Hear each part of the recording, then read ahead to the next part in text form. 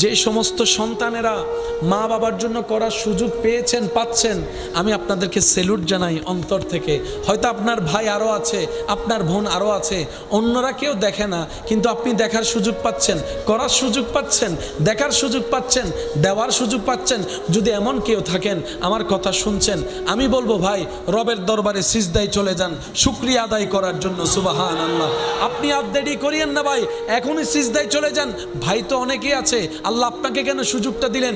যারা এই সুযোগটা পেয়েছেন মা বাবার সেবা করার জন্য, মা বাবার সামনে কিছু এনে দেওয়ার জন্য, নিজের পরিশ্রম দিয়ে, ঘাম জড়ানো টাকা দিয়ে, আপনার মতো সৌভাগ্যবান ব্যক্তি এই দুনিয়াতে আর তেমন হবে না। কারণ মা বাবার সেবা করতে পারা এটা রব্বুল আলামিনের স্পেশাল রহমতের অন্তর্ভুক্ত। সুবহানাল্লাহ। সবাই করতে পারে না। যারা সুযোগ পেয়েছেন আল্লাহর দরবারে শুকরিয়া করার চেষ্টা করবেন, দেখবেন আল্লাহ আপনাকে আরো বাড়াই দিবে, আরো বাড়াই দিবে।